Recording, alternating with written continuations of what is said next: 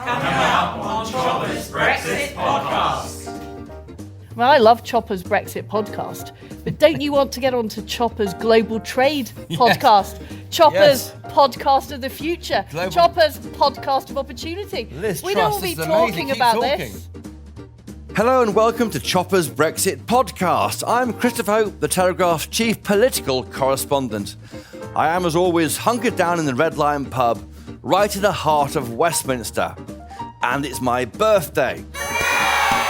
So it's great to have you here to my party. Today I've got a few more guests than normal joining me in the Red Lion pub because we've asked some Telegraph subscribers to see the podcast in action. Where are you from, sir? Hi, Nicholas Murphy. I'm from Barnsley, but I actually live in London. I live in South East London. Are you keen on Brexit, Nicholas?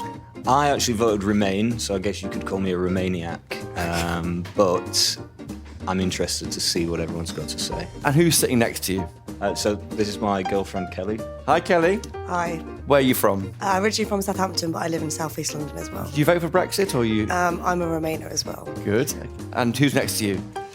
Hi, I'm Susan Wright, and I'm originally from Macclesfield, and I live in Maida Vale. And are you a Brexiteer, Susan? Yes, I am. Let's hope we can unite you both on some agreement on the future of Brexit because no one else knows what to do. Thank you for coming down. And listeners at home, if you need any more reason to subscribe to the Telegraph, we've got a fantastic podcast offer just for you. You can get 30 days free access to all the Telegraph content by going to telegraph.co.uk/chopper. Anyway, on with the show. The question on everyone's lips right now is, will the EU grant a 3-month Brexit extension? Boris Johnson has asked one, and there are murmurs around Westminster that he may go for as little as 2 weeks if France gives him that, or as long as 3 months to the end of January. We'll wait and see. If they do accept, which is looking likely, it's thought Number 10 could push for a general election, a Christmas election. So today on the podcast, we've got expert pollster Martin Baxter to tell us how things are looking for the main parties with an election potentially in the pipeline. Plus, in the light of the Prime Minister's meeting with Jeremy Corbyn this week, I'll be sitting down with Labour MP Lucy Powell. And my Telegraph colleague, our Brexit Commissioning Editor Asa Bennett, will be here, telling us how we could have avoided this mess with some lessons from classical times. But first up, I'm joined by an MP who last time she was on this podcast told me that Britons won't be talking about Brexit in 20 years' time. Liz Truss, International Trade Secretary, welcome to Chopper's Brexit Podcast. Great to be here, Chris. You're optimistic on that on 20 years, I'm aren't you? still optimistic. We are going to get this sorted. It's my birthday. I'm going to cut the cake while you're talking. Can we have this cake and eat it on Brexit, do you think, or not? Well, lots of people said that Boris would not be able to get a better deal with the EU, that it was impossible to reopen the withdrawal agreement. He's gone and done it. Are you surprised by He's got a great deal. Are you surprised by how he's done?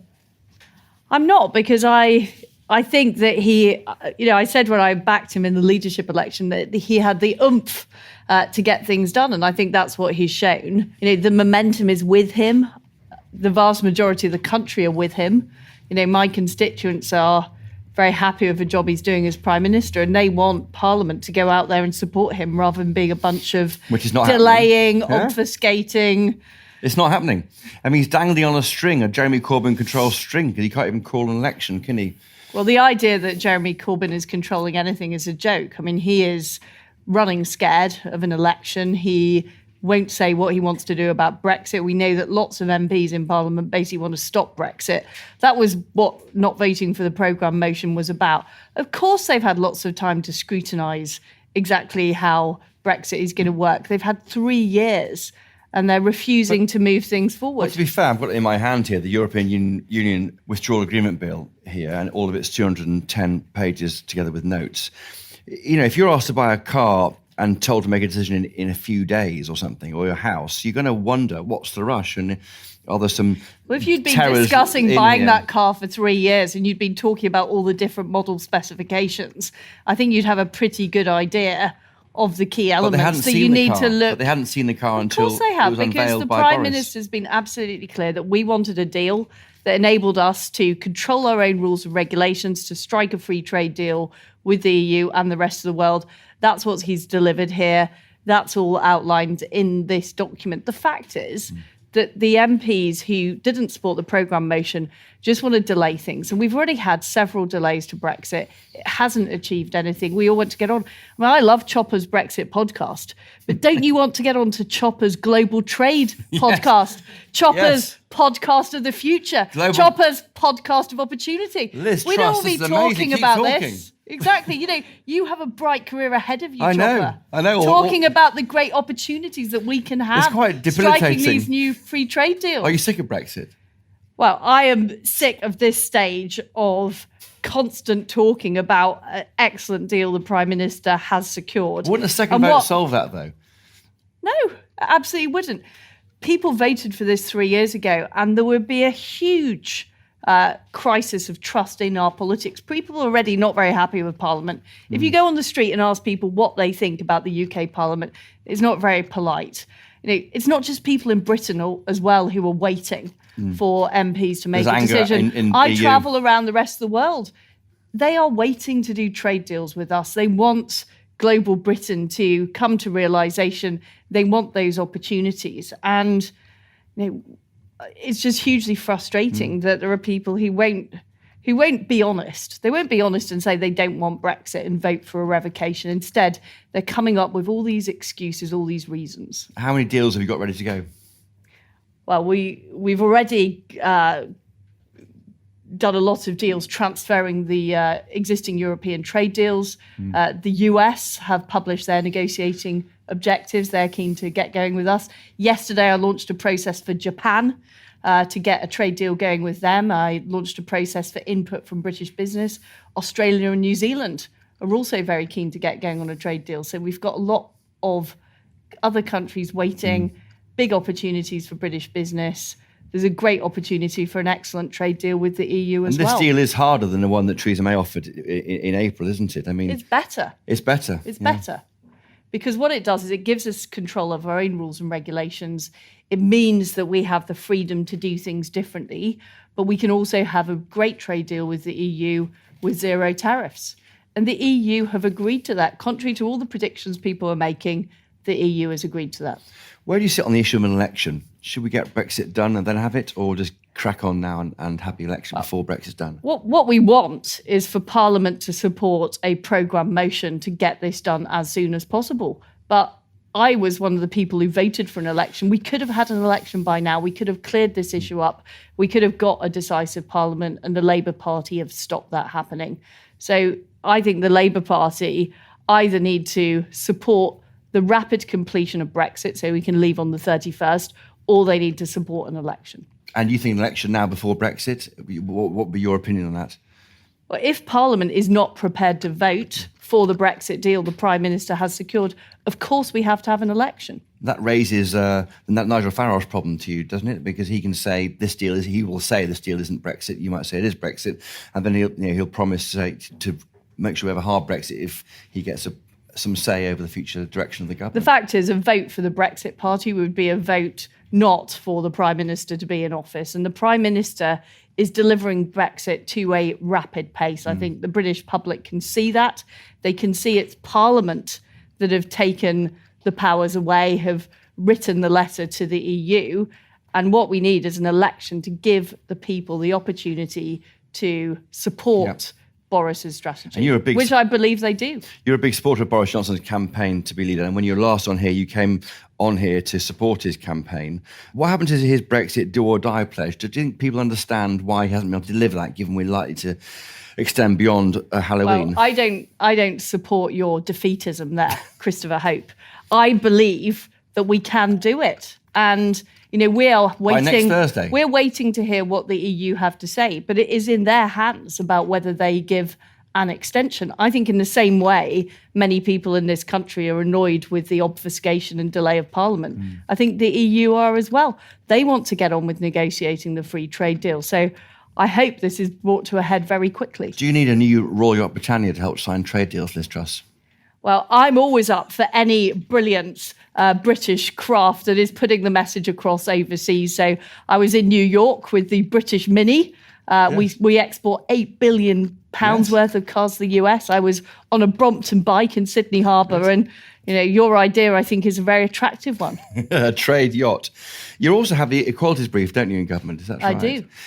Do you think Brexit is sexist? I only ask that because that's what some people claim. There's a group called Best for Britain who say that.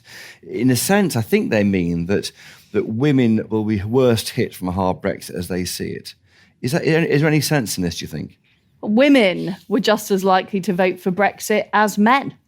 And in the same way as we need to fulfill the pledge for men, we need to fulfill it for women across this country who put their trust in the British public to deliver this.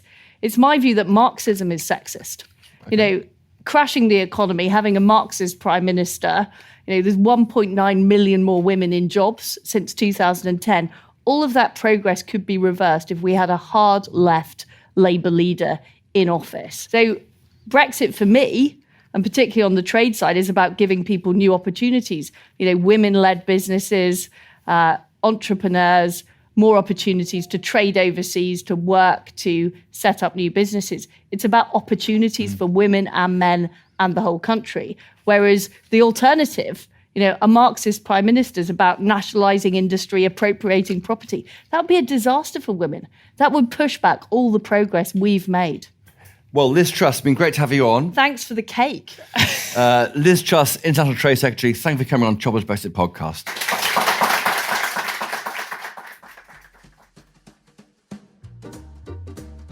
Next up, Lucy Powell, Labour MP for Manchester Central, elected in 2012 and really formally a new Labour minister who's come to terms with Jeremy Corbyn's Labour Party and his leadership. Lucy Powell, welcome to Chopper's Brexit Podcast. It's great to have you here. Are you a familiar denizen of the Red Lion pub? Not really, no. I used to come when I was a researcher here, Yes. like 25 years ago. I used to come. Not since then, though. Not this early. Not since I'm a mum, You're really. a mum. Yeah. Yeah, well, you can have a quick drink, Yeah. but you got coffee and things. Yeah. Tea. Northern Northern tea, good. Yeah. Now, listen, I brought along the European Union Withdrawal Agreement Bill, which you didn't vote for on No. Tuesday. Now, why didn't you? Because this could have sorted out this mess. Well, I do think we need to sort this mess out. Yeah. I do think we need to leave with a deal. Here's a deal. I know, here's a deal. I just couldn't vote for this deal in this form. I think this too far removed from the sort of Brexit that I would have been happy to live with. But many Labour MPs did vote for this deal. I completely respect them for doing that. 19 of them. Yeah, 19 of Good them. friends of yours, I imagine, some of them. Yeah, very Lisa good friends. and Andy, Yeah, Gloria De Piero, Mm. Steph Peacock, loads of them are good friends of mine. So, it wasn't, I didn't make my mind up for, beforehand. I was just going to oppose everything. I'm not that sort of MP about it. But as I say, it was just too far removed. It was too, if you like, hard Brexit for me. With this, is it the lack of workers' rights protections that Lisa and Andy got? Is it not strong enough for you? Or Well, I think that will get, if we see it coming back, I think that side of it will definitely get strengthened. The environmental protections. There is this issue around sort of dynamic alignment, which is an issue. Obviously, I would prefer to see us in more of a sort of customs arrangement ongoing as well. I think that will be an issue. And then I think some of the other things that will come up, which we would like to see, which I've signed amendments for as well, is about that extra parliamentary lock for the next phase. At the end of 2020, so we can't crash out at the end of the period. But obviously, I was at one stage promoting very strongly the common market idea, so we stay in the single market, but we leave the EU. That was sort of where I'd got to as a compromise in my own mind. I could have accepted a sort of a not so soft version of Brexit, but this is just that sort of step too far. The common market was really where Telegraph readers were probably about 5 years ago. I know, and it's all got more extreme, isn't it? It is ridiculous. I used to be the director of Britain in Europe, so I used to go on the TV and kind of debate Nigel Farage and debate Owen Paterson and all the sort of Brexiteers as they were then. They used to advocate Norway. They used to sign pamphlets and everything advocating Norway, and I used to say no, that means that you kind of accept all the rules, but you don't have any say, and I used to argue against it, and now the whole ground. If I can challenge you though, I mean, the points you raised there are really important points, but isn't Brexit about having governments that can do what they like about those things, and if they're being too harsh on workers' rights or anything, they get voted out and Labour comes in, or vice versa? Isn't that the point? So rather than enshrining those things in a treaty? Why not let the people decide every 5 years on what kind of Britain they want? Well, there is that, but I think there is also, if we're to have this ongoing close trading relationship, which I would like to see, to have that, you can't veer too far, otherwise we won't get that kind of trading agreement. Yes. So it's also about sort of cementing some of the things in now that will actually enable us to get a So you close bake them trading. in as a starting point. Yeah, to get a close trading relationship. Because if we start to diverge on things like workers' rights, let's say even in this transition phase, because that transition phase might be longer than 2 years, then we won't be able to get a close trading arrangement without those. So it's an underpinning of the future. But you could couldn't you? Amend this legislation with adding a customs union amendment now? Yes, I've added my name to that. So you support this with that, would you? Possibly. Yeah, possibly. Don't you regret, though, as a party, not supporting Theresa May's deal? Looking back now as an observer, Jeremy Corbyn in instinct, I think, should be to take that deal, ignore the Keir Starmer group who may want to even have a referendum and reverse Brexit. Just accept that deal then, because that was quite a soft Brexit. It would have got through. The ERG would have been seen as extremists. You're in the sort of central majority mainstream with the Tories, and get out. Yeah, I do think the big missed opportunity in this debate was the cross-party talks. Not necessarily the first incarnation of the Theresa May's deal, but there was a lot of progress made in those cross-party talks. And for whatever reason, I think both sides in the end, I wouldn't just lay all the blame on the Labour Party, but I think both sides. Both sides, it did break down at the last moment, but there were lots of good things on offer. I think a single market in goods, staying in a customs union unless or until such a time as other arrangements could be made, dynamic alignment of workers' rights. You know, I think coming out of those cross-party talks was the massive missed opportunity for me, no question. And you say you don't blame both sides, but do you blame Jeremy Corbyn a bit? If there was any on the Labour side, I would blame. I would say those that have just also, as well as the ERG, they have operated a sort of scorched earth approach of getting rid of the middle ground to make everybody have to jump to one side or another, a hard no-deal Brexit or second referendum and remain. And in so doing, they have succeeded, but then people have not quite liked which side some people have had to jump to. It's a large area in the middle of politics, isn't there, which Yeah. we haven't even got onto. But many pollsters nowadays say that if there's an election now, the Tory offering, which will be ending this uncertainty, give me some majority, we're out within 2 weeks, and then we can get on, and against Labour saying 1 year of waiting around for renegotiation and then a referendum on a deal that Jeremy Corbyn might not support. I mean, it's quite a clear, better deal to have an election now for the Tories, not Labour, isn't it? Possibly. I mean, I think the electorate is very volatile. We know that from the 2017 election. I don't think that has changed since then. So it's very hard to make predictions based on a one-day snapshot. I think for the Labour Party, and I actually think probably for the Tories as well, for both main parties, I think an election after we've left with a deal is preferable for both of them, for us as well. And if we're having an election in the middle of an extension, I think that actually helps the Liberal Democrats and the Brexit Party. And Labour probably gets squeezed by both of those in a way more. Well, I think the Tories do as well. So I don't know. Let's see what Boris decides. But I think that's why they're having a bit of cabinet chat, is that what they say about this at the moment? Because I think if the opportunity is there for them to actually leave with a deal, even if it's after that date, that the arbitrary date that was sort of set, I think that's probably better for both main parties. Yes, and even so a short extension, the EU might offer 15 days, according to Macron this morning. 3 months might mean that, well, that will get us out with a deal, I suppose, and then have a spring election. Yeah, I think we'd all prefer that. Yeah, and do you worry that Jeremy Corbyn isn't really wanting to be Prime Minister at the moment? He's happy to leave the PM dangling.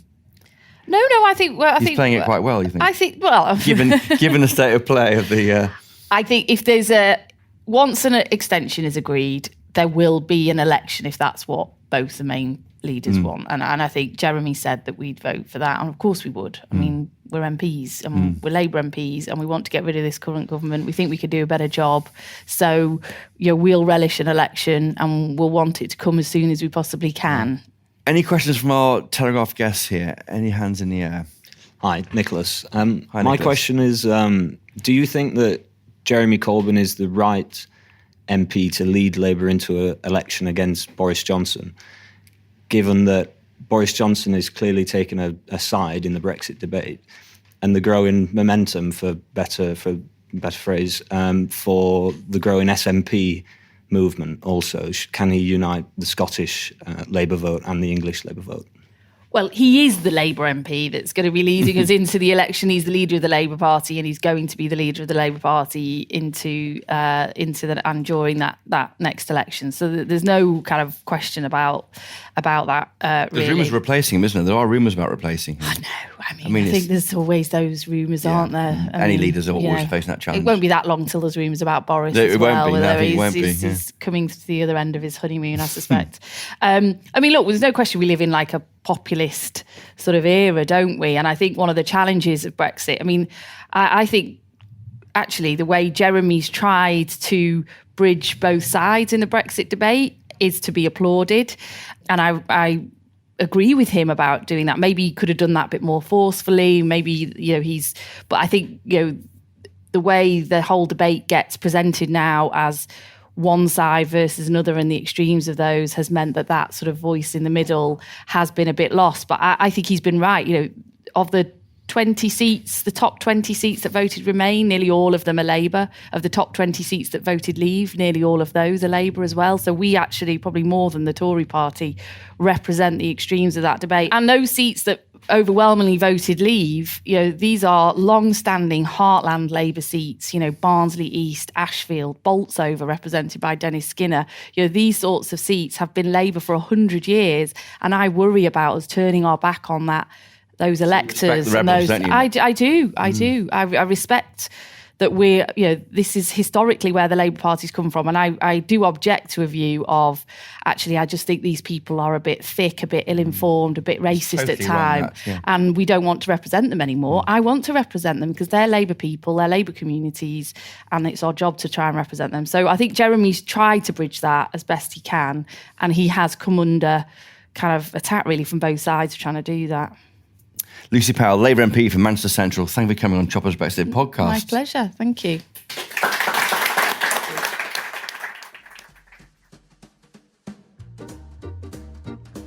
Now, there's a reason why you'll have had lots of campaign leaflets pushed through your letterbox recently. Boris Johnson is desperately trying to have a general election to try and get a majority through in Parliament to deliver Brexit. And all that hangs right now on whether the EU will offer Britain an extension. As things stand on Thursday morning, it hasn't happened yet, but there might be news by Friday or over the weekend. In other words, another 3 months of Brexit and chaos and confusion. Brilliant! Well, here to tell me what's going on and what the landscape might look like if there's an election is a friend of the podcast and expert pollster, Martin Baxter from Electoral Calculus. Morning, Martin, Chris. morning. Welcome back to Chopper's Brexit Podcast. What 3 things have you found out from your analysis of all the polls? I'll see what it'd be about. My figures show that under current polling, the Conservatives would have a comfortable majority of about 80 seats if there were a general election soon. But there are some crucial uncertainties around that. So when is soon in your world? That's before in November? Basically now, yes. Right. So we had it now. Gosh. So that the Conservatives would get about 366 seats, majority of 82. But a couple of things could distort that. There's a lot of talk about tactical voting. Yeah. Seeing that a lot. If there is that could really reduce or even eliminate that majority. There's also a bit of talk about a potential pact between the Conservatives and Nigel Farage's Brexit Party. That might not happen, but if it did, that would boost things. That would boost in things the other direction. It's a poll of 6 polls, isn't it? 10,000 people. So that's it's right. Yeah. significant. So mostly surveyed around and after the New Deal was announced. Yes. Now, there's also been polling on what people think about the New Deal, whether they support it, oppose it, or don't know. There's a lot of don't knows, but on a poll of polls, amongst those who have an opinion, there's more inclined to support it than oppose it. So 41% supporting, 31% opposing, with the rest don't know. So, and that compares with Theresa May's deal. Do you remember? It was more the other way. It was very clearly the other way. It was not a popular deal. It feels like a fair deal to people, doesn't it? It feels that both sides have given a bit, in a way that wasn't the case with Theresa May's deal. Yes, I think if you bury into the depths of the polling, people don't necessarily think it's a great deal, but they're prepared to support it. I think is where the public probably is. Second referendum. Yeah, so there's a lot of talk about whether there should be a second referendum. The public is pretty split on that. So an average of 3 polls is 42% in favour, 45% against. But I'd say that was fairly balanced within the margin of errors. The public doesn't have a strong, or rather, the public is polarised on that question. Yes, despite continuing the uncertainty for at least another year, probably. There you go. But very interestingly, on the question of if there were a referendum, how would people vote? Although there's, again, a chunk of people don't know, at the moment on the polls we're seeing, 43% for the deal, leaving with the deal, 37% remaining in the EU. So that's a deal remain question. So just, binary question, this deal or remain. And no deal's not on the card there, is it? Yeah, deal is slightly ahead. It's in a way, it wasn't with Theresa May again. Absolutely, in a way, it wasn't. Yes, Theresa May's deal was losing to. It does all feel options. something changed with that deal being announced, didn't it? We're seeing certainly that the Telegraph changed. We now support it, having first time in 3.5 years supporting the Theresa May's deal, which is a relief for the government, I think. And the figures are backing up that sort of anecdotal idea. Yes. Yeah. And just finally, you've been looking at betting markets and punters' views. Yeah, I also think it's interesting, to get away for a minute from Westminster, where we are, and indeed to see what people who are prepared to wager their own money, the betting punters, think about matters, because they're placing their own money down. So they've thought about it.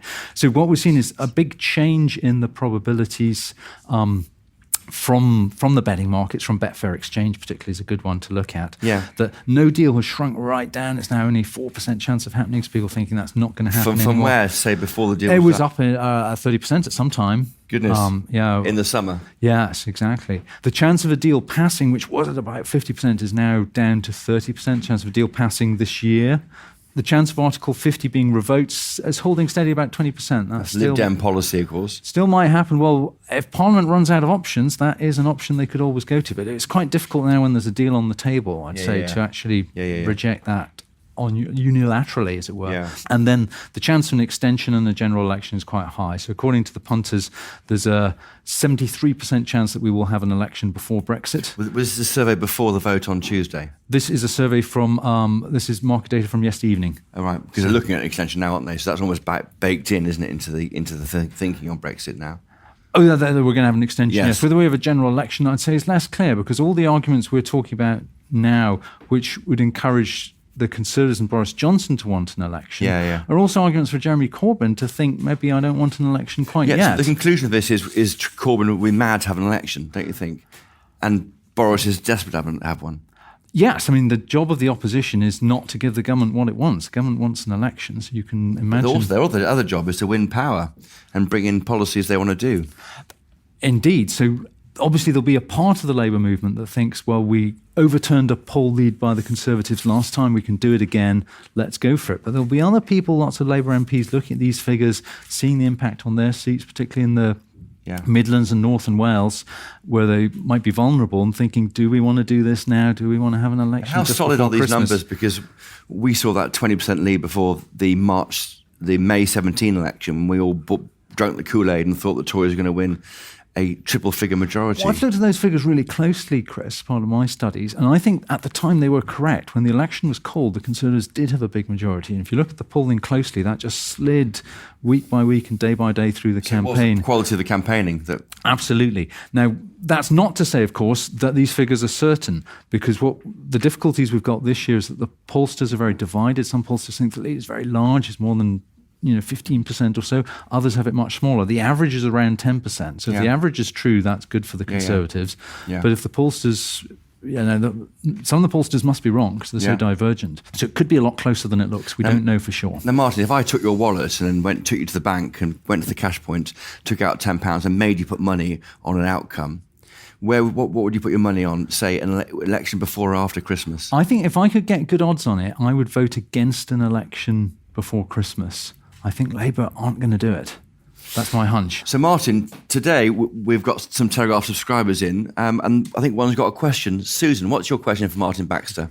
Following up on your comment about where you would bet on the election date, what's the difference from the Labour Party's perspective between before Christmas and after Christmas? Because I'm assuming after Christmas is January. What's the difference? I think after Christmas, on a technical point, probably February, because I think it's hard to get the 5 weeks of an election into January. There just aren't 25 business days. So it probably takes into February or March.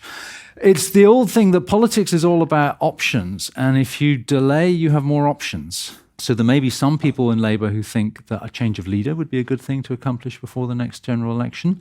There'd be other people who might think that the coalition which the Prime Minister's put together on the Brexit deal may start to come apart if you let it linger. 19 Labour MPs and the rest. And the ERG, as people start to look at it more closely, I'm seeing some of this in the press later this week, as people look at the details, going, this, isn't quite good.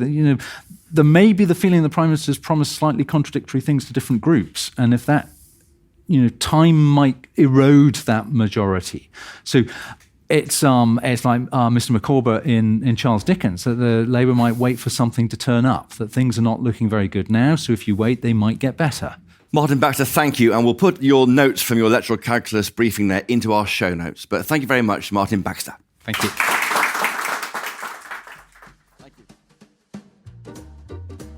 Now, my final guest is a voice you'll know if you're a regular podcast listener. He sometimes takes the reins when I have a week off, but this week he's here on the other side of the podcast table with his new book, Romanifesto, Modern Lessons from Classical Politics.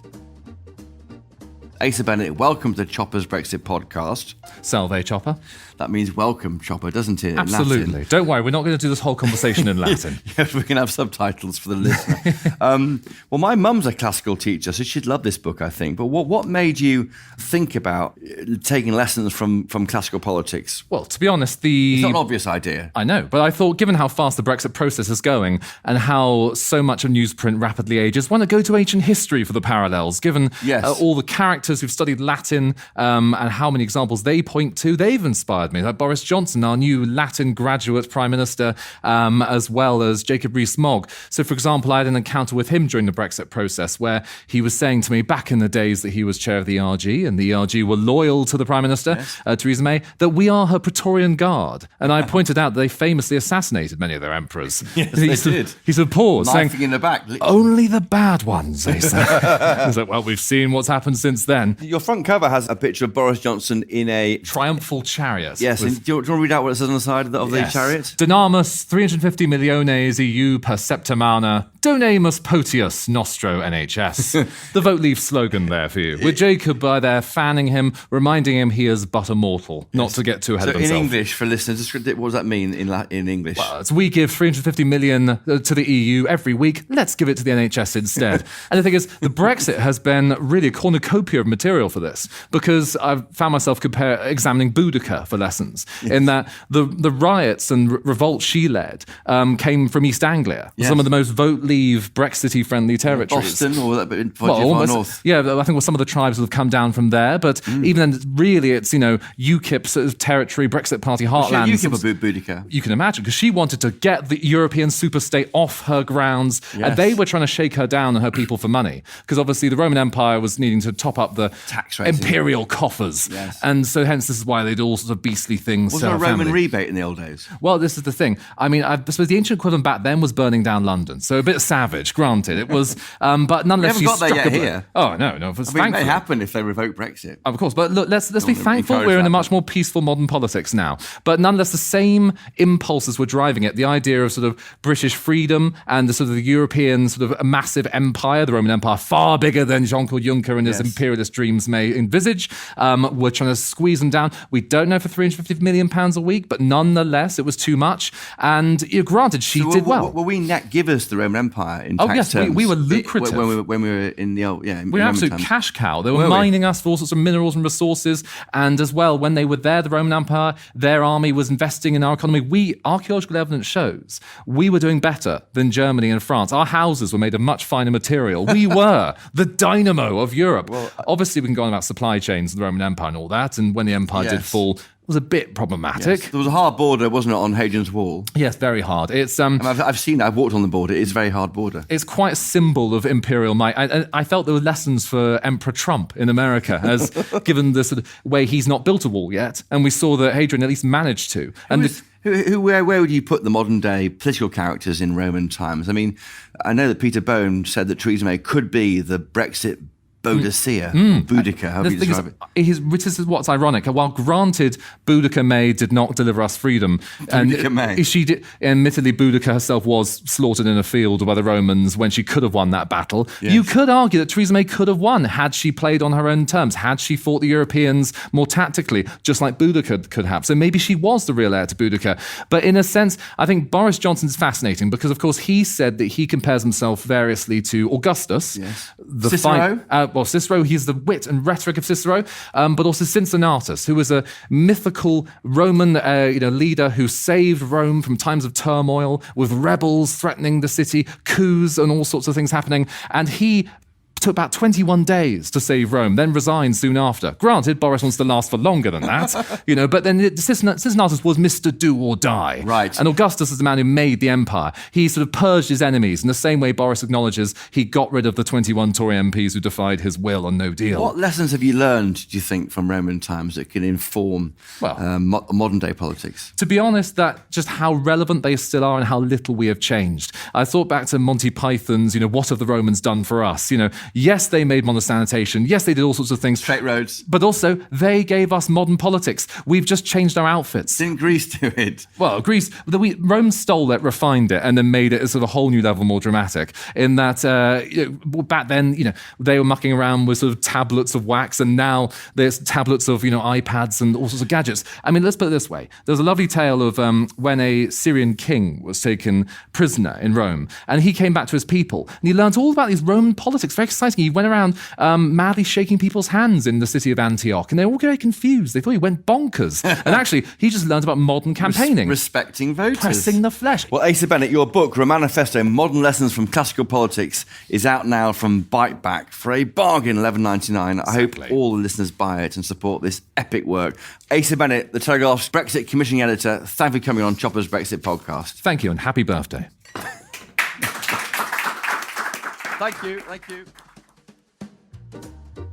Now, before we go, I want to tell you about another brilliant Telegraph show called Moral Money. It's a podcast in which our brilliant journalists answer a host of readers' problems which are, unsurprisingly, to do with money and morality. Things like, can I ask my dad to stop spending my inheritance on cruises? Should my child pay rent while they're living at home?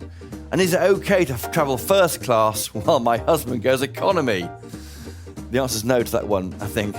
It's interesting, it's funny, and last week's episode stars me. So search Moral Money wherever you're listening to this podcast, and we'll stick a link in the show notes to this episode. Thank you to all my guests this week, Liz Truss, Lucy Powell, Martin Baxter, Asa Bennett, and the brilliant Telegraph subscribers who have come along to hear this podcast being recorded.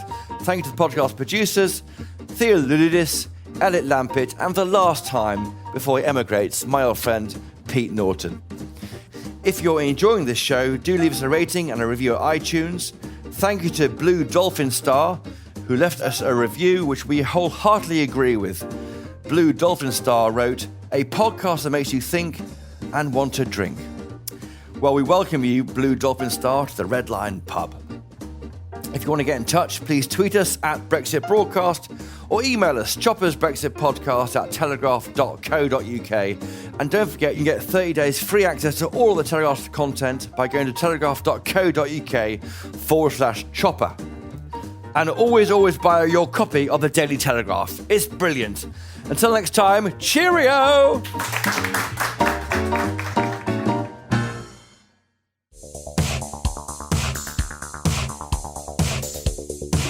Hello there, Telegraph podcast listener. My name is Tom Gibbs and I'm the host of our Audio Football Club podcast. If your desire for top football chat isn't sated, then may I please recommend the Telegraph's very own podcast about that subject. Audio Football Club comes out every single Monday and it features some of the best and brightest football minds in the country, taking in all the biggest stories from the Premier League and around Europe. Search for Audio Football Club wherever you get your podcasts or follow the link in the description of this episode. Good things will happen to you if you do so.